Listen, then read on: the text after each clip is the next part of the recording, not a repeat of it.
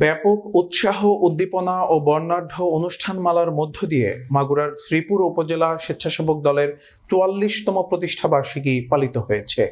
নিজস্ব প্রতিনিধি আশরাফ হোসেন পল্টুর প্রতিবেদনে দেখুন বিস্তারিত। মঙ্গলবার বিকেলে শ্রীপুর মহিলা কলেজ এলাকায় উপজেলা স্বেচ্ছাসেবক দলের আহ্বায়ক মুন্সি জাহাঙ্গীর হোসেন অনুষ্ঠানটির আয়োজন করেন। অনুষ্ঠানটি পালন উপলক্ষে স্বেচ্ছাসেবক দলের আহ্বায়ক মুন্সি জাহাঙ্গীর হোসেনের নেতৃত্বে এক বিশাল শোভাযাত্রা বের হয়ে উপজেলা সদরের বিভিন্ন সড়ক প্রদক্ষিণ শেষে আলোচনা সভায় মিলিত হয়। উপজেলা স্বেচ্ছাসেবক দলের আহ্বায়ক মুন্সি জাহাঙ্গীর হোসেন সভাপতিত্বে আলোচনা সভায় বক্তব্য রাখেন উপজেলা স্বেচ্ছাসেবক দলের যুগ্ম আহ্বায়ক বাবু মজুমদার, নাজমুল শেখ, মঈন আহমেদ সহ আরো অনেকে।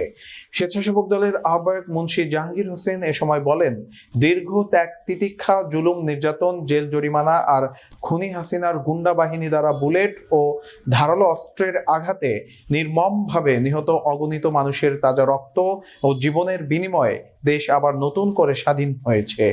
বিভীষিকাময় অধ্যায় পার করে স্বাধীন দেশের মানুষ আজ ফিরে পেয়েছে তাদের কথা বলার অধিকার।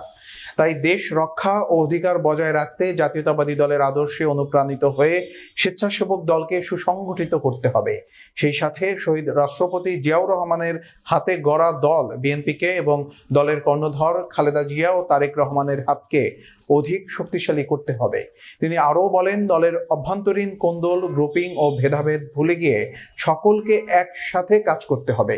আলোচনা সভা শেষে স্বেচ্ছাসেবক দলের নেতৃবৃন্দের স্বতঃস্ফূর্ত অংশগ্রহণে কেক কাটা হয়। অনুষ্ঠানে স্বেচ্ছাসেবক দল ছাড়াও যুবদল, শ্রমিক দল, কৃষক দল ও ছাত্র দলের নেতৃবৃন্দ উপস্থিত ছিলেন।